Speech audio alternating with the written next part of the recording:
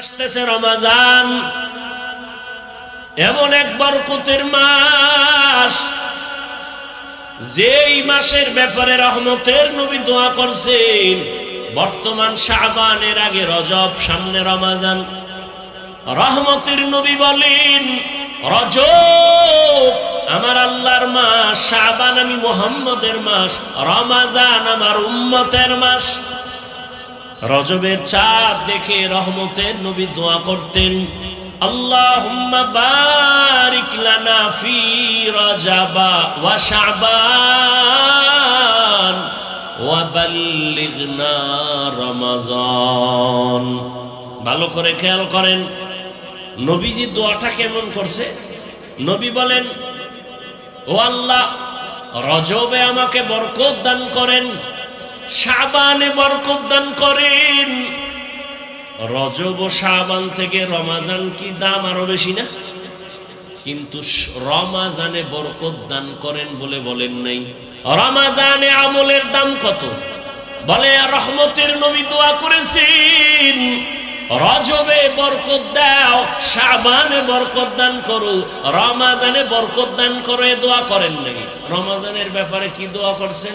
আল্লাহ আমার হায়াতটা বাড়াইয়া রমাজান পর্যন্ত পৌঁছাইয়া দাও। শাবানের বরকত দাও বললেন, রজবের বরকত দাও বললেন, কিন্তু রমাজানের বরকত দাও বললেন না কেন? অথচ রমাজানে বরকত আরো বেশি। কেমন বেশি?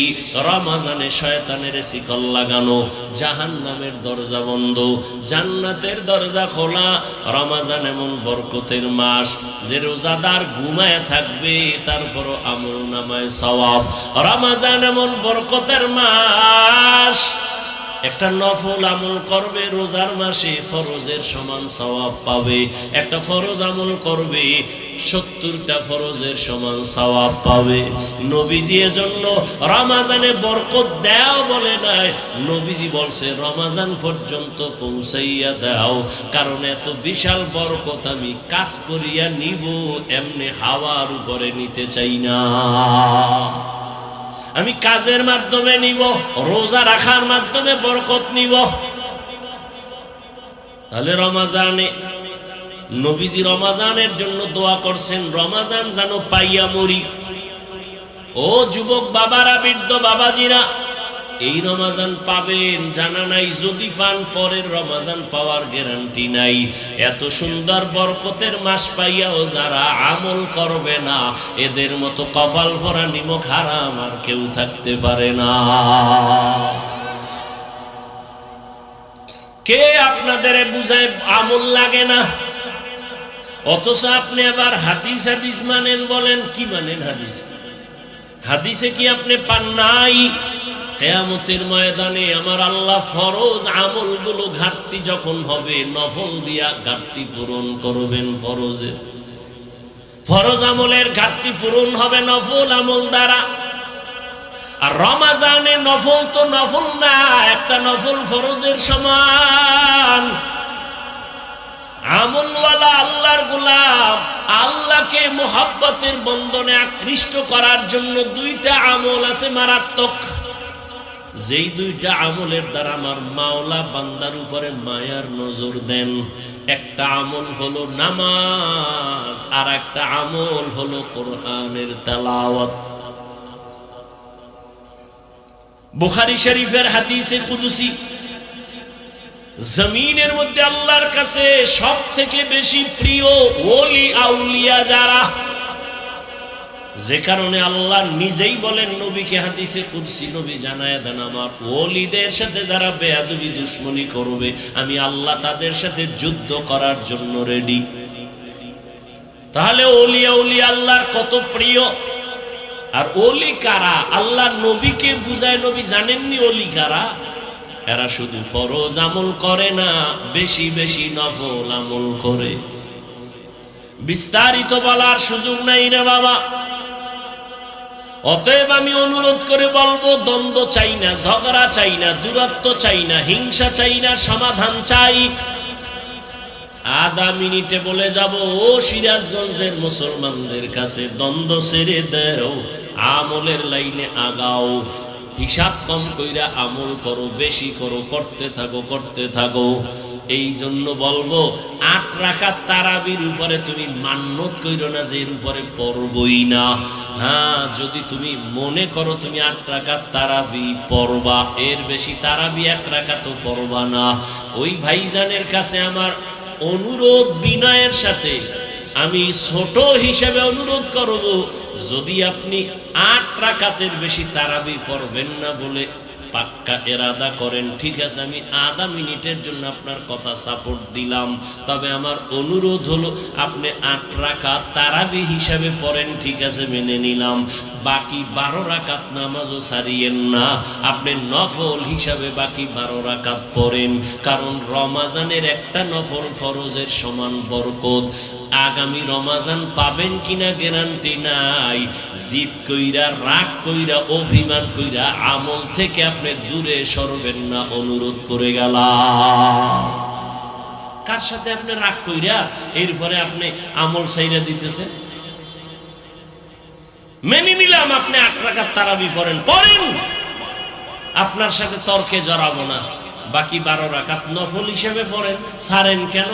এই রমাজানের বরকত আরেকবার পাবেন বলে গ্যারান্টি আছে? কার সাথে জিদ করে আমল থেকে দূরে যাচ্ছেন? কার সাথে রাগ করলেন আপনি? মেনে নিলাম আপনার 8 রাকাত, দ্বন্দ্ব নেই, আপনার সাথে তর্ক করে আর আমার সময় নেই। তর্ক করা ভালো না, পরিণাম ফল ভালো হয় না তর্কের কারণে। মেনে নিলাম আপনি 8 রাকাত পড়েন, বাকি 12 রাকাত আপনি পড়েন, নফল হিসাবে পড়েন। আর সে 8 রাকাতই পইরা যদি আবার ভাব থাকে আমি 8 রাকাতও বরবাদ। যদি ভিতরে ভাব আইসা যায় আমি তাহলে 8 রাকাতও বরবাদ। আল্লাহ হেদায়েত দান করুন। ওয়ানুনাজ্জিলু মিনাল কুরআনি মা হুয়া শিফা। তাহলে ঈমানওয়ালারা রোগী কেন? আমল নাই। এবার এখানে কিছু আল্লাহর বান্দা আছে আমল করে। প্রশ্ন, আমলওয়ালাও কি রোগী? জবাব হলো হ্যাঁ, আমলওয়ালারাও রোগী। কেন? কয় বান্দা আমল করে ঠিক, তবে আমলের মধ্যে তাকওয়া নাই। নামাজ পড়ি মানুষকে দেখাবার জন্য, আল্লাহর জন্য পড়ি না। যাকাত দেই মানুষকে দেখাবার জন্য, আল্লাহর জন্য যাকাত দেই না। দান সদকা করি মানুষকে দেখাবার জন্য, মারহাবা না বললে মনে কষ্ট। তাহলে এই দান তো আল্লাহর জন্য হয় নাই। এই জন্য যাদের আমল আছে তারাও রোগী। ঔষধ হলো কোরআন থেকে নাও। তাকওয়ার অভাবে তোমার আমল দুর্বল। আল্লাহ তাআলা কোরআন অবতীর্ণ কেন করেছেন? আর এক আয়াত আমি মাঝখানে পড়েছিলাম, হুদাল লিন্নাস, দুনিয়ার সব মানুষের হেদায়েতের জন্য কোরআন। এখানেও প্রশ্ন জটিল। যদি সমস্ত দুনিয়ার মানুষের জন্য কোরআন হেদায়েত হয়, দুনিয়ার মানুষ কেন হেদায়েত পায় না? পাইছে সবাই। আর এই মাঠের দি পায় না, দুনিয়া বাদ দাও। এই মাঠের সবাই পাইছে না। বিড়ি টানতে টানতে ঢুকছে, বিড়ি টানতে টানতে বাড়ি যাইব, পাক্কা হেদায়েত প্রাপ্ত। তাহলে এই মানুষ হেদায়েত পাইল না কেন? হেদায়ার মালিক আপনার ওয়াদা কই? দুনিয়ার সব মানুষের হেদায়েতের জন্য কোরআন অবতীর্ণ করলেন, দুনিয়ার সব মানুষ কেন হেদায়েত পায় না? এর সংক্ষিপ্ত জবাব, দুনিয়ার মানুষ হেদায়েত কেন পায় না? দুনিয়ার সবাই হেদায়েত চায় না। সবাই হেদায়েত, আবু জাহিল হেদায়েত পায় না কেন বলেন? যেই রাসূলের চেহারাটা এক নজর দেখবে জাহান্নামের আগুন হারাম। কেমন মায়ার নবী আমার, যেই রহমতের নবীর দিকে তাকাবে পেটের ক্ষুধা থাকে না। কিন্তু কি দুঃখ, একদিন আর দুদিন না 13 বছর পর্যন্ত রহমতের নবীকে অন্তর ভরে দেখলো, বয়ান শুনলো, কিন্তু এই বেঈমান কালেমা পড়লো না। জানেননি এমন বড় বেঈমানের নাম কে? গর্বা সুরত আদমি ইনসাবুদে আহমদ বু জাহলো হামেক সাবুদে আদমিরা আদমিয়ত লাজিমা আস্তদে রাগার বুনা বাসদ হি জমাস। 13টা বছর নবীরে দেখলো, কালেমা পড়ে না, বয়ান শুনলো, নবীরে মানে না। অন্যদিকে 27 বছরের যুবক তরবারি দিয়ে দৌড়ায় আমার নবীকে জবাই করবে। কয় বছরের যুবক? 27 বছরের যুবক দৌড়ায় আমার নবীকে জবাই করবে। রহমতের নবীর সামনে যাইয়া রহমতের নবীরে দেখিয়া তরবারি ফালায় বলে, নবী মাফ করে দেন, কালেমা পড়ায় মুসলমান বানায় দেন। এমন কপালওয়ালা কে? 13 বছর বয়ান শুনছে আবু জাহাল, কালেমা পড়ে না।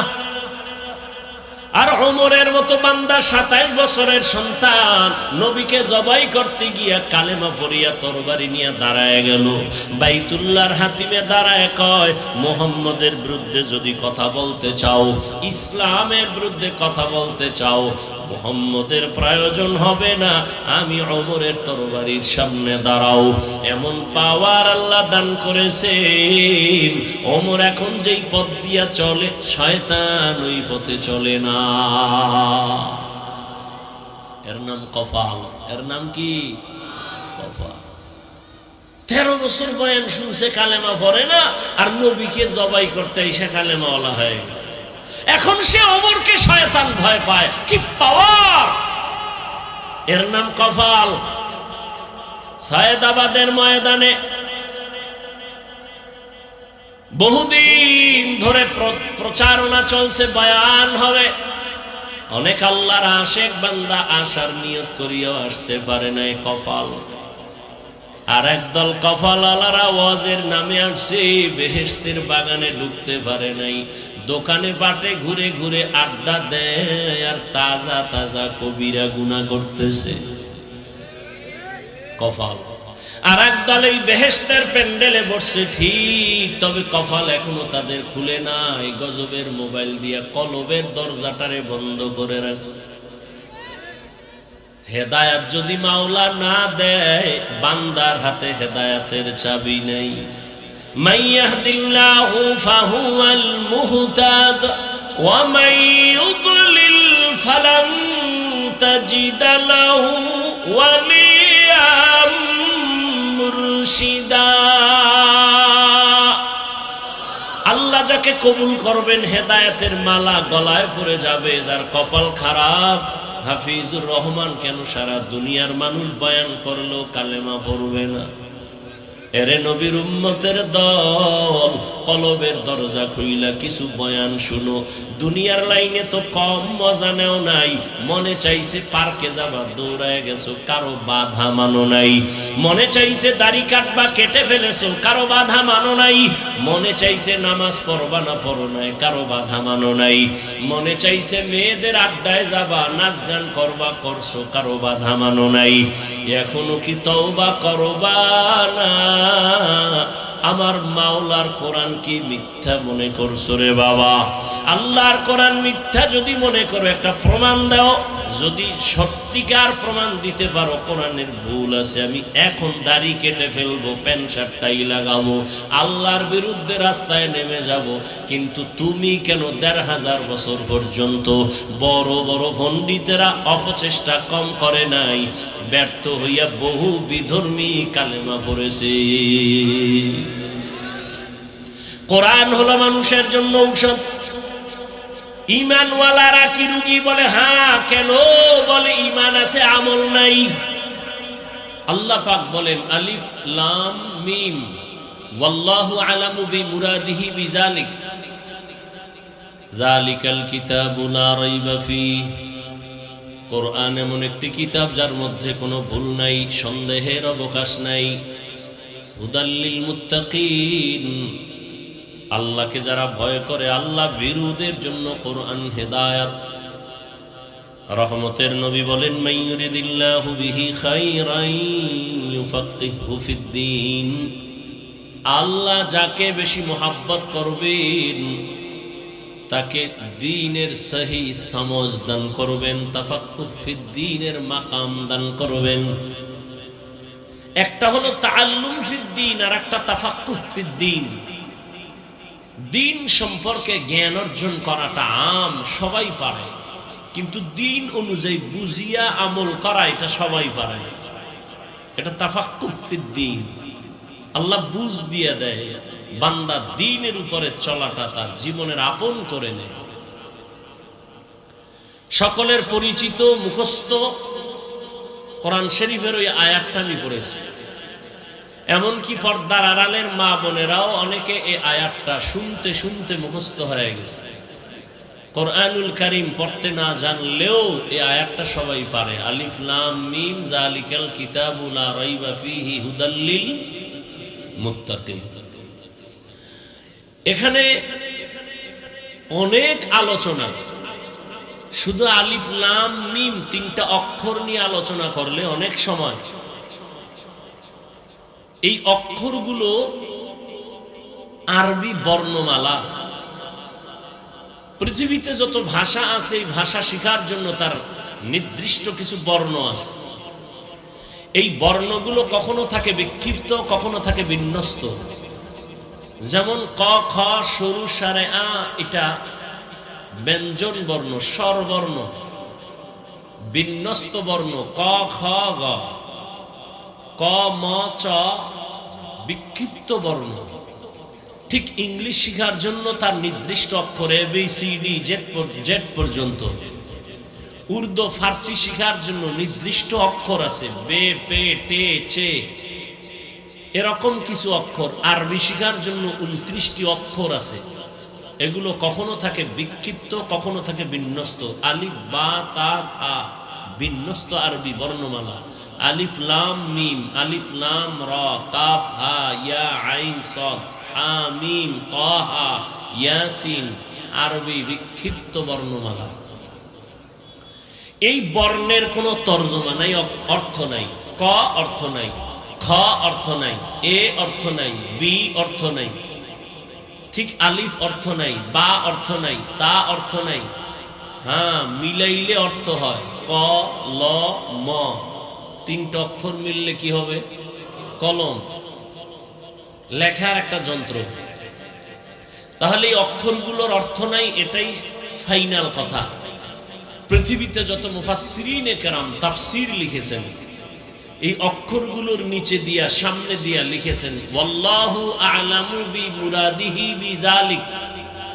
এই যে তাহা ইয়াসিন আলিফ লাম মিম আলিফ লাম রা, এই অক্ষরের রহস্য আল্লাহ ভালো জানেন, আমি মুফাসসির জানি না।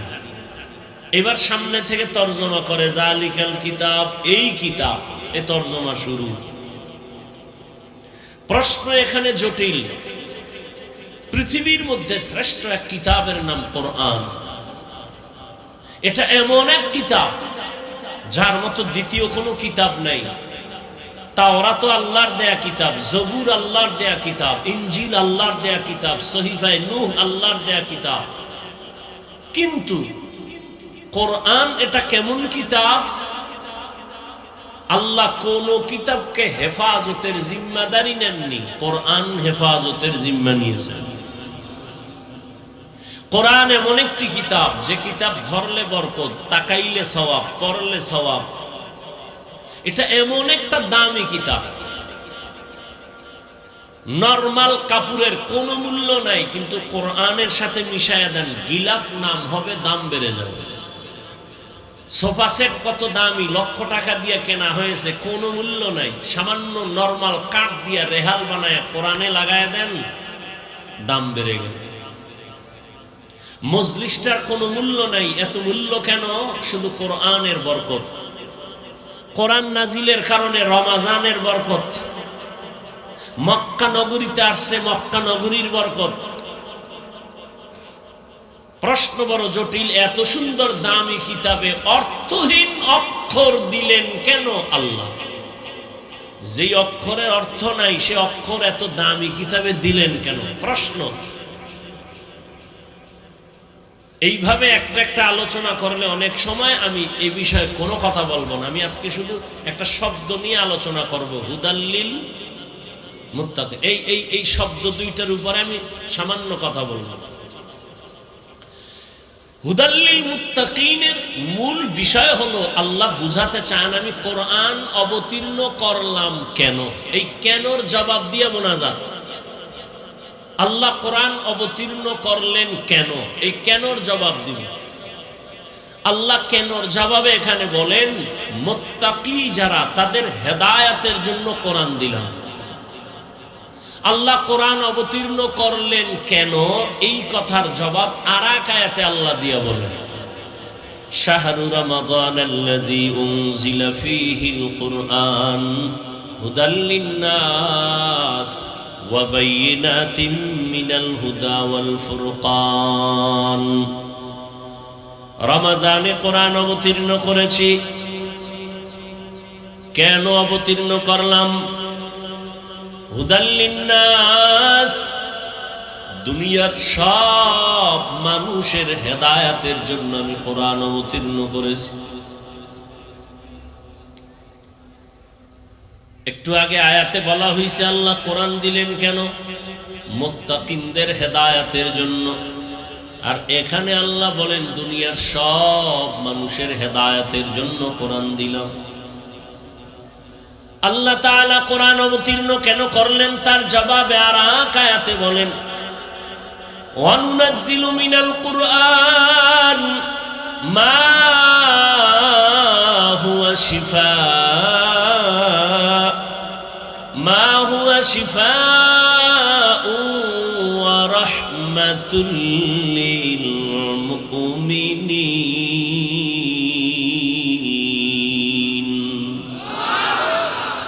আল্লাহ কোরআন থেকে অবতীর্ণ করলেন ঔষধ, মুমিনদের জন্য এটা রহমত। সারা দুনিয়ার মানুষের জন্য কোরআন হলো ঔষধ। এবার ব্যাখ্যা শুরু করি। আল্লাহ যে বললেন কোরআন আমি দুনিয়ার সব মানুষের জন্য ঔষধ হিসেবে দিলাম, তাহলে বোঝা গেল দুনিয়ার সব মানুষ রোগী, অসুস্থ। কারণ ঔষধ ভালো মানুষ, সুস্থ মানুষ সেবন করে না। যারা অসুস্থ তারাই তো ঔষধ সেবন করে। আল্লাহ বলেন আমি কোরআন থেকে অবতীর্ণ করলাম ঔষধ, তার মানে দুনিয়ার সব মানুষ অসুস্থ, রোগী। বলে দুনিয়ার মানুষ কেন রোগী? এর জবাব হলো এদের ঈমান নাই। কি নাই? ঈমান নাই। প্রশ্ন, যাদের ঈমান আছে তারাও কি রোগী? বলি হ্যাঁ, তারাও রোগী। কেন? বলে এই সায়েদাবাদের ময়দানে বহু ঈমানওয়ালা বসে আছে, এরপরও তারা রোগী কেন? তাদের আমল নাই। কি নাই? আমলের খবর নাই। অথচ আল্লাহ বলেন আমি মানুষ বানাইছি আমলের পরীক্ষা দেওয়ার জন্য। আল্লাযী খালাকাল মাউতা ওয়াল হায়াতা লিয়াবলুয়াকুম আইয়ুকুম আহসানু আমালা ওয়া হুয়াল আজিজুল গফুর।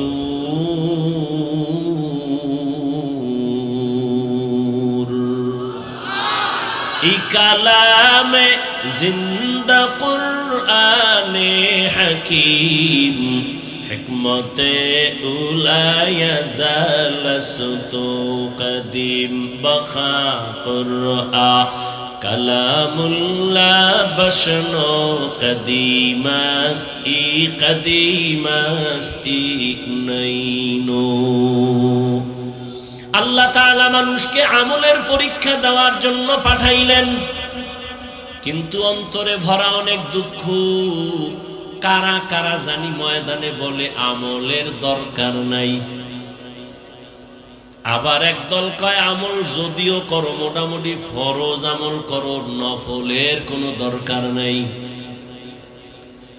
অথচ সামনে হেদায়েত চায় নাই। আর ওমরের মতো বান্দা হেদায়েত পাইল কেন? বলে হেদায়েত চেয়ে ফেলেছে। আপনি জানেন মিথ্যা কথা বলা হারাম, জানেন না? এরপরও আপনি মিথ্যা বলেন কেন? আপনি হেদায়েত চান না। আপনি জানেন গালি দেওয়া হারাম, এরপর আপনি গালি দেন কেন? আপনি হেদায়েত চান না। আপনি জানেন গীবত করা হারাম, এরপর আপনি গীবত করেন কেন? বলে আপনি হেদায়েত জেনে শুনে হেদায়েত চান না। চাইলে তো গীবত করতেন না।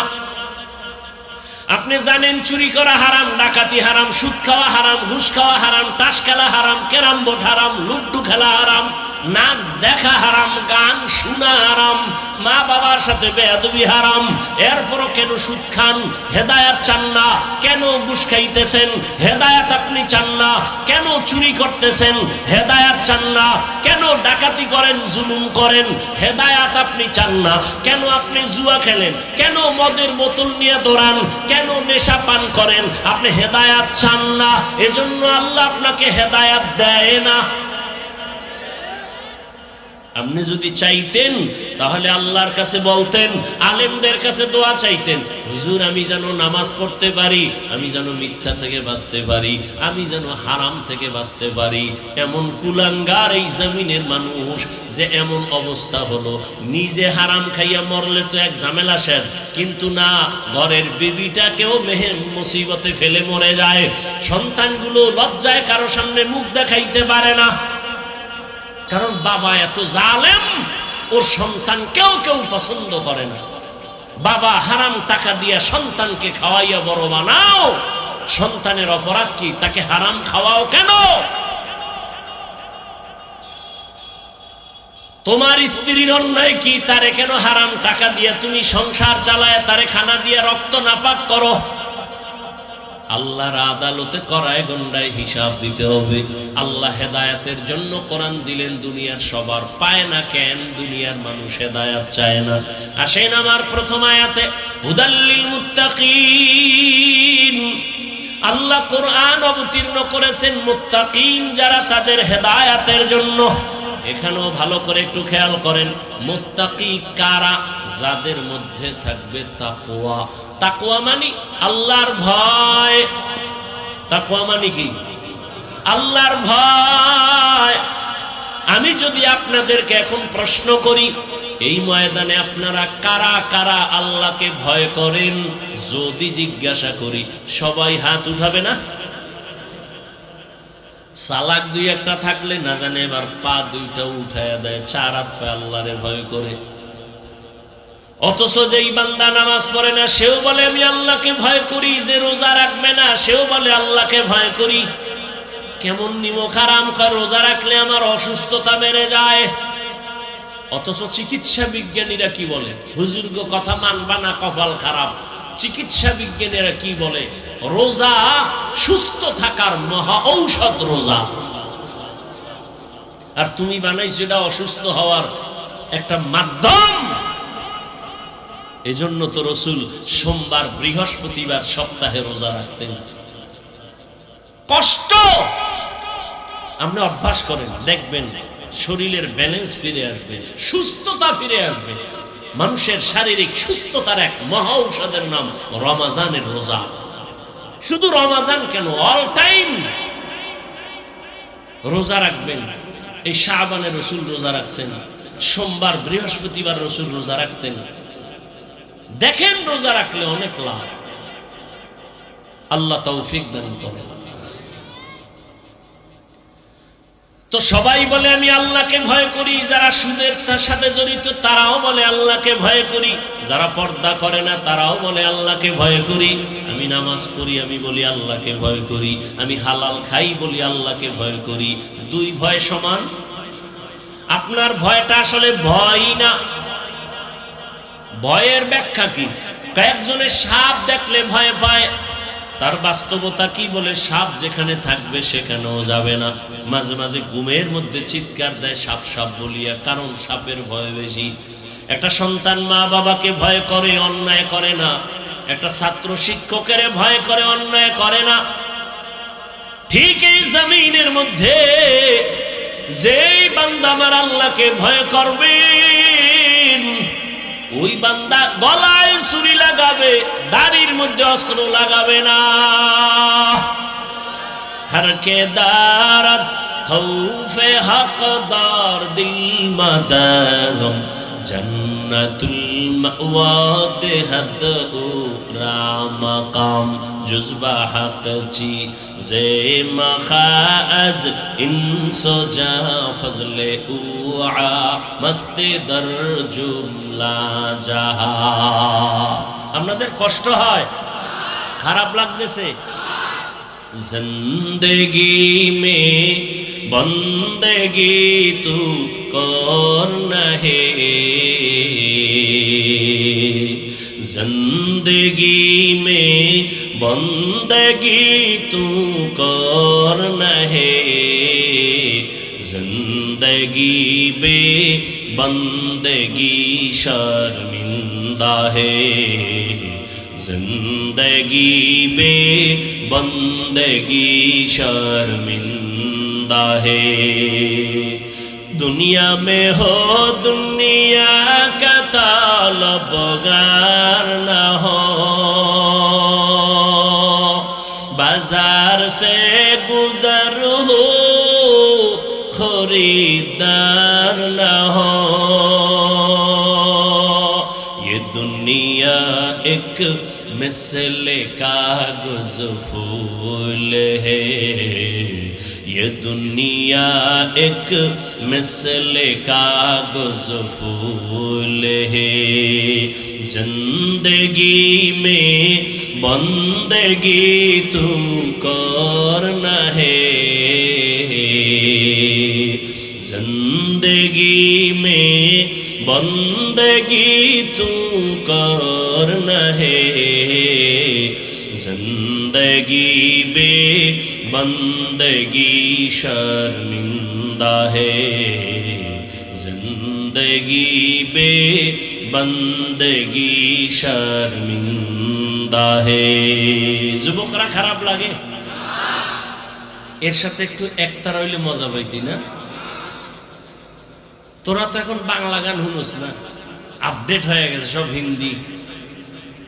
কানের মধ্যে একজনের মোবাইলে হিন্দি গান ছেড়ে নাচতে আছে, কি কয় উর্দু হিন্দি বুঝো, কয় আব্বাও বুঝে না আমিও বুঝি না, তো লাফাও কেন? কয় মজা লাগে।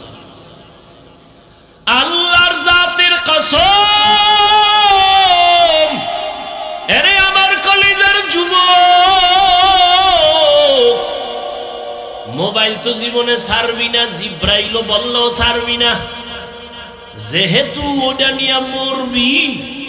তবে আমার মাঝখানে আবদার, প্রতিদিন না মাঝে মাঝে মাঝে মাঝে যখন রাতের বেলা মোবাইলের ডিউটিটা শেষ করছো, এখন ঘুম যাবি যাবি বাপ, মোবাইলের ডিউটি শেষ, সারা রাত ডিউটি ছিল, যখন তুই শেষ করে ঘুমাবি, আমার একটা অনুরোধ, মাঝে মাঝে প্রতিদিন না, ওই ইউটিউবে ঢুইকে সার্চ দিবি কোরআনের তেলাওয়াত, দেখবি মক্কা মদিনার ইমাম সাহেব সেখানে হাজির, একটার উপরে টাচ কইরা তেলাওয়াত চালু কইরা বালিশের কাছে মোবাইলটা ফালায়া তেলাওয়াত শুনবি, আর তুই নাক টেনে ঘুমায় যাবি শুনতে শুনতে।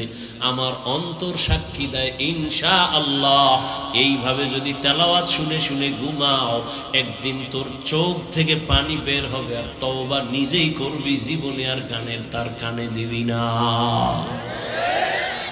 হিন্দি গান শুনো কেন? ভালো ভালো কণ্ঠওয়ালা আমাদের ইসলামী লাইনে কত সুন্দর সুন্দর নাত পড়ে, হামদে বাড়ি তাআলা, কত মজার। এগুলো যদি একটু কান লাগায়া শুনতি, জীবনে আর অন্তরে গানের ভালোবাসা আসতো না। আসতো? কত সুন্দর সুন্দর। আমি দুই এক কলি বলি, মাঝে মাঝে বলি, কারণ বয়ানের মুড যেন নষ্ট না হয়। না হয় শুধু বয়ান বাদ দিয়ে যদি এগুলো বলি, ঘন্টাকে ঘন্টা বলতে পারবো, সেগুলো আমার বানানো আছে। এগুলো তুমি শুনতে থাকো, দিল শান্ত হবে, গুনার দিক থেকে ফিরতে পারবা। বাবা ওরে, গুনার আকর্ষণ তোমার অন্তরে যেমন আছে আমারও তো আছে। আমি চাইলেই তো গুনাহ করতে পারি, আমি চাইলেই তো, কিন্তু না রে বাবা। কয়দিন আর দুনিয়ার হায়াত, চোখের সামনে যত লাশ দেখি, যুবকের লাশ দেখি বেশি। করোনায় যুবকের লাশ, ছাত্র জনতার আন্দোলনে যুবকের লাশ, ডেঙ্গুর মহামারীতে যুবকের লাশ, পানির নিচে যুবকের লাশ, ঘরের ঘুমের বিছানায় যুবকের লাশ। কয়দিন আর বাঁচবারে যুবক, আর যাও আল্লাহ বাঁচাইব। বাঁচার তো তোর নিয়ত নাই, নিয়ত আছে কিন্তু বাস্তবায়নে তুই বাঁচতে চাও না, কারণ দ্রুত মরার মেশিন লয়ে ঘুরো মোবাইল। বাঁচতে চাও বেশি, কিন্তু যে মোবাইল লয়ে ঘুরো এটা হলো দ্রুত মেরে ফেলার একটা মেশিনের নাম মোবাইল। তোরে অল্প বয়সে পঙ্গু বানায় ফেলবে, চোখের পাওয়ার থাকবে না, কানের পাওয়ার থাকবে না, কিডনি দুর্বল হবে, হার্ট দুর্বল হবে, ফট কইরা সুস্থ বলবি বুকে ব্যথা ধর, সবাই ধইরা দেখবে নাই কিও, ডাক্তার কয় রোগ নাই, মরলো কেন, কয় নতুন এক রোগ আসছে জমিনে আসমান থেকে, হঠাৎ রোগ। কি রোগ? কি হঠাৎ রোগ? এই মোবাইল দেখ, দেখবি হঠাৎ করে মরে যাবে। আর একটা মরণ মেশিন লয়ে ঘুরো, বাইক। কি কি কয় এলাকায়, এটা আর একটা মরণ ফাঁদ। এই বাইকের মধ্যে উঠলেই শরীর থেকে আগুন বাইর হয়, কোনো শীত নাই, চাদর মাদুর ফালায় খালি দৌড়, আগুন আর আগুন। আর পেছনে যদি কোনো বিপরীত পার্স বসে থাকে তো আরো আগুন।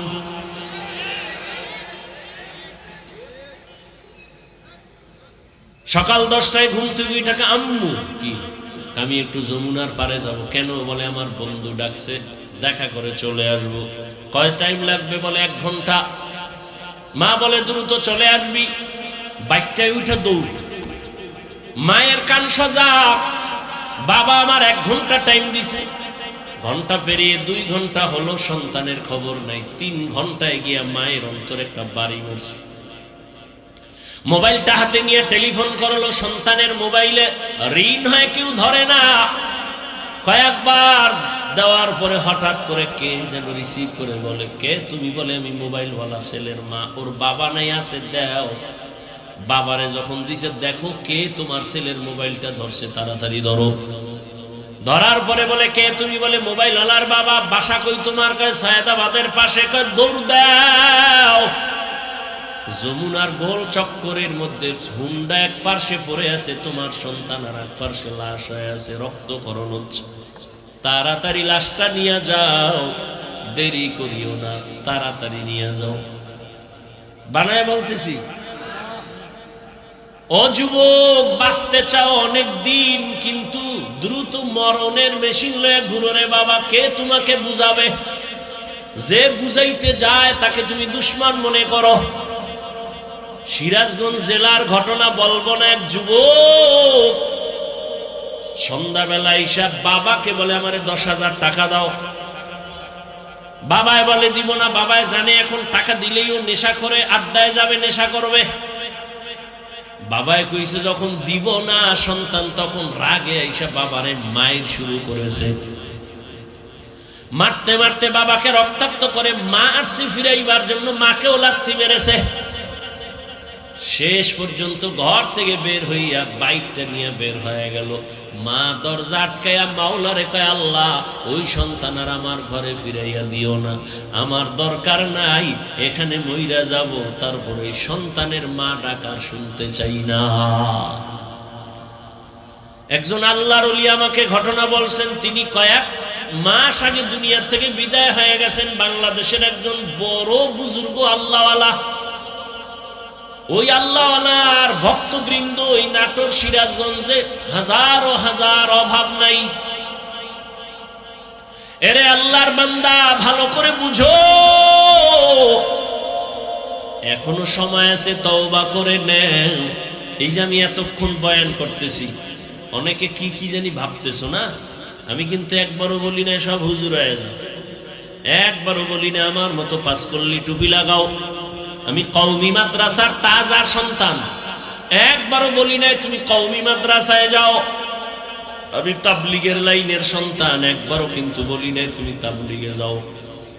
আমি পীর সাহেবের মুরিদ, আমি শুধু মুরিদ না, বাংলাদেশে যারা পীর মুরিদি ওলিয়া উলিয়া মানে না তাদেরকে আমি চ্যালেঞ্জ দিয়েছি, আল্লাহর জাতের কসম, যারা বলে পীর আউলিয়া মানে না, ওরা কোরআন মানে না, বুখারী মানে না, ওরা এমন ভণ্ড, ওদের যারা ভণ্ড বলবে না তারাও ভণ্ড। যারা ওলিয়া উলিয়া মানে না, ওরা কোরআন মানে না, বুখারী মানে না। কিন্তু আমি একবারও কাউকে বলি নাই তুমি পীরের কাছে যাও। তাহলে আমি এত চিল্লাইয়া বয়ান করার মূল টার্গেটটা কি আমার? 1 মিনিট পরে আমি বলতেছি, যুবক বাবারা, তুমি স্কুলে পড়ো, কলেজে পড়ো, চাকরি করো, ব্যবসা করো, কোনো বাধা নাই রে বাবা। আমি দোয়া করি, কলিজা দিয়া দোয়া করি রে যুবক, তুমি স্কুল কলেজে পড়ে একজন ডাক্তার হও, ইঞ্জিনিয়ার হও, প্রফেসর হও, ব্যবসায়ী হও, চাকরিজীবী হও, তবে আমার একটা ছোট্ট দাবি, তুমি কোনোদিন বেয়াদব হইও না রে বাবা। বলবা হাফিজ ভাই বেয়াদব হব না, তার ব্যাখ্যা কি? 3টা জায়গায় বেয়াদবি করবা না তো ধ্বংস, মরার আগেই তুই শেষ।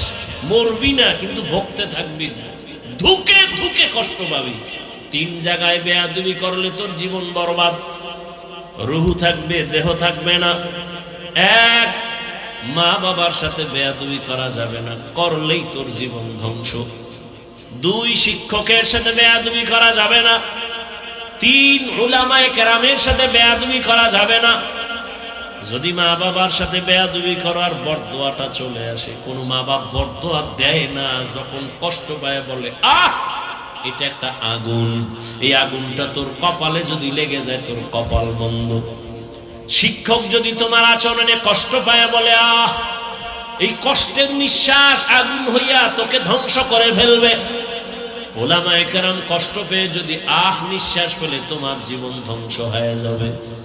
এই বাংলাদেশে যত ঝামেলা দেখো শুধু আলেমদের সাথে বেয়াদবির কারণে। এরে আল্লাহর বান্দারা, কোরআন হেদায়েতের জন্য দিলেন, মুত্তাকিন আল্লাহর ভয় যারা করবেন, ওই আল্লাহর ভয় অন্তরে জমা করো। আল্লাহর ভয় অন্তরে আসলে বান্দা গুনাহ করবে না। আমিও তো মানুষ, তুমিও মানুষ। আমি চাইলে দাড়ি কেটে প্যান্ট শার্ট টাই পরে চলতে পারি, কেউ আমাকে বাধা দিবে না। কিন্তু না, শীতের মধ্যে ঠান্ডা পানি দিয়া অজু বানাইয়া নামাজ পড়া যে কত কষ্ট, তারপরেও নামাজ ছাড়ি না রে বাবা। দাড়ির কারণে যৌবনের ভাব চলে যায়, কম বুঝি না, পাগল হই নাই রে যুবক, মেধা নষ্ট হয় নাই। আমি যদি এখন দাড়ি কাইটা চলতাম কেউ আমার বাধা দিত না, আমি যদি প্যান্ট শার্ট টাই পরে চলি কেউ বাধা দিত না। কিন্তু না, টুপি মাথায় দেই, নামাজ ছাড়ি না, বেপরদায় চলি না, কারণটা কি? বরং তোমাকে পায়ে ধরে ধরে বুঝাই, ও যুবক, এর একমাত্র কারণ আমার আল্লাহর কোরআন সত্য, নবীর কথা সত্য, কোনো মিথ্যা নাই রে বাবা। গুনাহগার যারা তাদের জন্য জাহান্নাম, নেক আমলওয়ালারা জান্নাতের পথে যাবে। ও আমার যুবক, জবানটা খুলে জবাব দাও, আল্লাহর কোরআন তোমার ঈমান কি বলে? কোরআন কোনো ভুল আসেনি? এবার আবার বলো, কোরআনের মধ্যে জান্নাতের বয়ান আসেনি? বলো, কোরআনে জাহান্নামের বয়ান আসেনি? কে জান্নাতে যাবে, কে জাহান্নামে যাবে আল্লাহ তাও বলেছেন, ইন্নাল আবরারা লাফি নাঈম ওয়া ইন্নাল ফুজ্জারা লাফি জাহিম। নেক আমলওয়ালারা জান্নাতি, গুনাহগার যারা তারা জাহান্নামী। জান্নাতটা কেমন আরামের ঘর আল্লাহ তাও কোরআনে বয়ান করেছেন, জান্নাতিন তাজরি মিন তাহতিহাল আনহার, জাহান্নামটা কেমন ভয়ঙ্কর আল্লাহ তাও বয়ান করেছেন। ওয়াইলুল লিকুল্লি হুমাযাতিল লুমাযা আল্লাযী জামাআ মালান ওয়া আদ্দাদা ইয়াহসাবু আন্না মালাহু আখলাদা কাল্লা লা ইউনবাযান্না ফিল হুতামা ওয়া মা আদরাকা মাল হুতামা নারুল্লাহিল মুকাদা। ও যুবক, মোবাইলে বাংলা কোরআন ডাউনলোড করো না, জীবনভর তো খালি আকামি করলি। ভালো দিয়ে একটা কাজ কর, বাংলা কোরআন লেখা কোরআন মোবাইলে ডাউনলোড কর। মাঝে মাঝে রাতের বেলা শুয়া শুয়া কোরআন শরীফের বাংলা তরজমা দেখবি, মাঝে মাঝে ওয়াইলুল লিকুল্লি হুমাযা সূরাটার তরজমা পড়। আবার একদিন সময় পাইলে আরেকটা সূরা পড়ো, আল কারিয়াতু মাল কারিয়া ওয়া মা আদরাকা মাল কারিয়া। আর একদিন সময় পাইলে আবার আরেকটা সূরার বাংলা তরজমা পড়িও, কুল ইয়া আইয়ুহাল কাফিরুন লা আ'বুদু মা তা'বুদুন। আর একদিন সময় পাইলে পড়িও, ইযা যুলজিলাতিল আরদু জিলজালাহা ওয়া আখরাজাতিল আরদু আসকালাহা। আবার একদিন সময় পাইলে আর একটা সূরার তরজমা বাংলায় পড়ো, আলহাকুমুত তাকাসুরু হাত্তা যুরতুমুল মাকাবির। এগুলো সব জাহান্নামের বয়ান। গুনাহগারের জন্য কেমন জাহান্নাম আল্লাহ বানায় রাখছেন, মারাত্মক।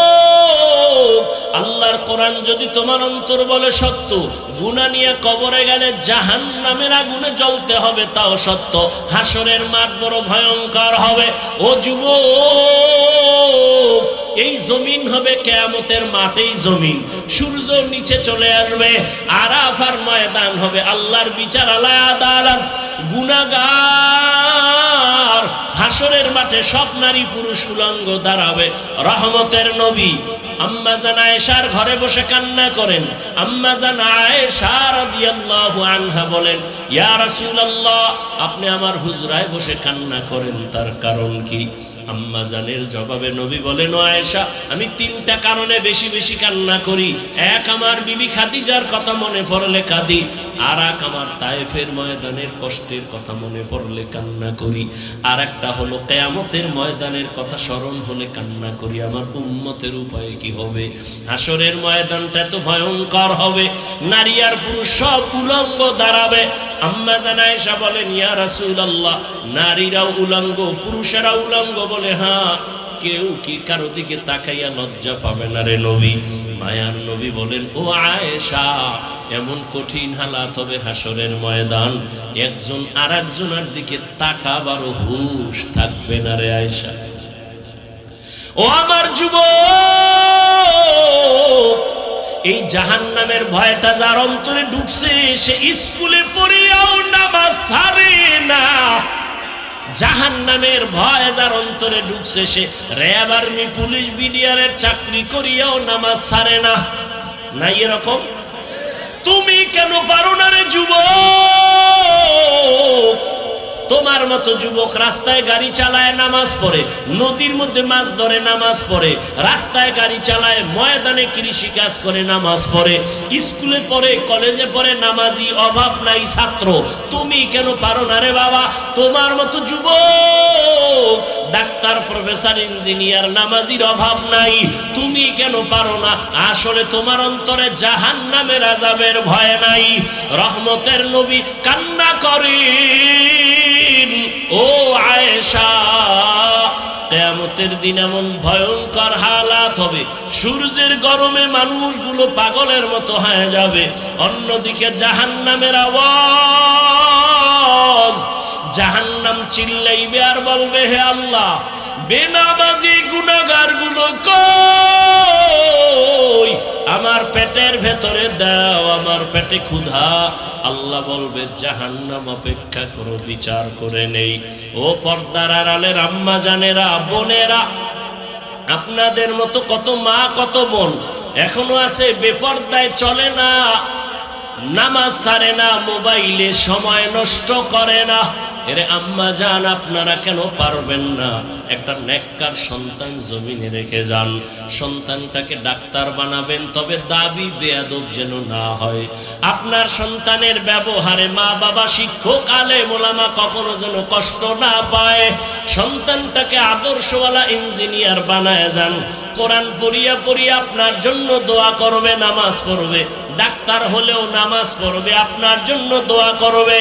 এরে মা, এখনো তওবা করেন, জীবনে আর বেপরদায় চলবেন না, স্বামীর মাল নষ্ট করবেন না, মোবাইলে সময় অযথা কাটাবেন না, 5 ওয়াক্ত নামাজ পড়বেন, আল্লাহর কাছে দোয়া করবেন, সন্তানটাকে আদর্শওয়ালা বানানোর মেহনত করবেন। আপনাদের কারণেই তো দুনিয়ায় সন্তান ভালো ভালো সন্তান আসছে। এ দুনিয়ায় মায়ের বরকতেই সন্তান ভালো, এ কারণে মায়ের মূল্য অনেক বেশি। এই স্টেজের ভেতরে কয়েকটা ছেলের মাথায় আমরা পাগড়ি দিলাম, কোরআনের হাফেজ। এদের সিনার মধ্যে কোরআনটা জমা হয়ে গেছে। এদের মা বাবার জীবন বড় ধন্য। এরে আম্মা জানেরা, তওবা করেন, আর গুনাহ করবেন না, নামাজ ছাড়বেন না, বেপরদায় চলবেন না, মা বাবার দোয়া নিয়ে চলবেন, স্বামীর মাল হেফাজত করবেন। ও বৃদ্ধ বাবাজিরা, তওবা করেন। আপনার মতো কত বুড়ারা মসজিদে গিয়া নামাজ পড়ে, আপনি কেন পারেন না? ও আমার যুবক বাবারা, এখনো সময় আছে, মা বাবার দোয়া নিয়ে সামনে আগাও। তোমার মতো যুবক যদি স্কুল কলেজে পড়ে, জেনারেল লাইনে থাইকা দিনের পথে চলে, নামাজ পড়ে, মনেরে বুঝাইয়া তওবা করো, আর মনে মনে আল্লাহকে ডাকো, হেদায়ার মালিক, জীবনে তো গুনাহ কম করি নাই, নামাজ কম সারি নাই, আজকে থেকে তওবা করে ফেললাম, আর নামাজ ছাড়বো না, বেপরদায় চলবো না, দাড়ি কাটবো না, মা বাবার সাথে বেয়াদবি করবো না। ওলামায়ে কেরামের পরামর্শ নিয়া, শিক্ষকের দোয়া নিয়া, নবীর আদর্শ মেনে চলবো, আল্লাহর ভয় তাকওয়ার উপরে চলবো, গুনাহ মুক্ত হইয়া নবীর তরিকা মানবো। তওবা যদি করতে পারো, আল্লাহ পাক এখন তোমার জীবনের সব গুনাহগুলো মাফ করে দিবেন।